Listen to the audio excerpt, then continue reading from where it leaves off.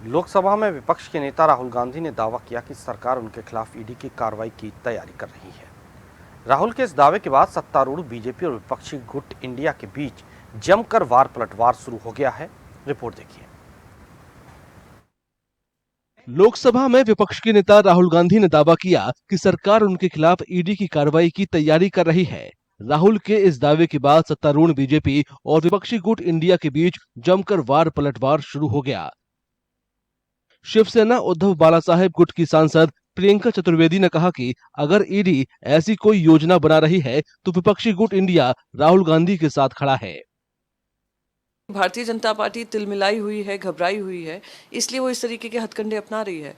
आज तक जो भी एमपीज को या ऑपोजिशन लीडर्स को इन्होंने अरेस्ट किया है, उनके पास ना सत्य है ना तथ्य है। आज तक अरविंद केजरीवाल जी हों, मनीष सिसोदिया हों या सत्येंद्र जैन हों, संजय राउत जी हों, हेमंत सोरेन जी हों, संजय सिंह हों, उन्हीं विपक्षी नेताओं को घेरने का काम किया है जो प्रखरता से उनके खिलाफ आवाज़ उठाते हैं।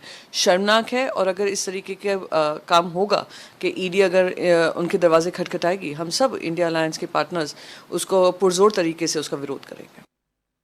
आम आदमी पार्टी के नेता और दिल्ली के मंत्री गोपाल राय ने कहा कि अगर राहुल गांधी का दावा सच है तो पूरा विपक्ष सत्ता पक्ष के खिलाफ मजबूती से खड़ा होगा। अगर देश के विपक्ष के नेता राहुल गांधी जी के ऊपर अगर छापेमारी के लिए अगर सोचा जा रहा है तो ये इस बात को दिखा रहा है कि भाजपा इस देश में तानाशाही को स्थापित करने की जिद पर अड़ी है।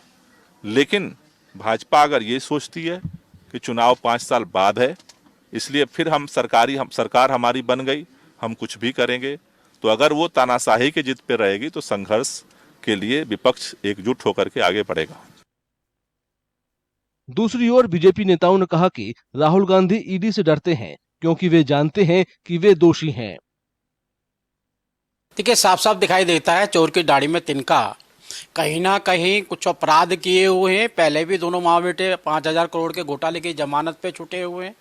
पहले ही अनेकों ने घोटालों के अंदर ये लिप्त पाए गए हैं और इस कारण से लगता है इनको डर वाजिब है, उनका डर बना रहना, कोई गलत काम किए हैं। केंद्रीय मंत्री गिरिराज सिंह ने पूछा कि राहुल गांधी को सदन के अंदर बताना चाहिए कि उन्हें किस अधिकारी का फोन आया है। देश का दुर्भाग्य है कि ऐसा लुच्चा झुट्ठा एलओपी हुआ है। सदन में आके बोलना चाहिए, वो बताएं कि कौन व्यक्ति उनको फोन किया है। ये शर्मिंदित हैं जो अनुराग ठाकुर ने इनसे पूछा, अभी तक देश को नहीं बता पाए हैं, अनुराग ठाकुर के प्रश्नों का जवाब नहीं दे पाए हैं। शर्मिंदित होकर के नया नैरेटिव, ये झूठ की खेती करते हैं। इससे बड़ा दुर्भाग्य भारत का कुछ नहीं। शुक्रवार सुबह लोकसभा में विपक्ष के नेता राहुल गांधी ने सोशल मीडिया साइट एक्स पर दावा किया था कि संसद में उनके हाल ही में चक्रव्यूह वाले भाषण के बाद उनके खिलाफ ईडी की छापेमारी की सरकार योजना बना रही है।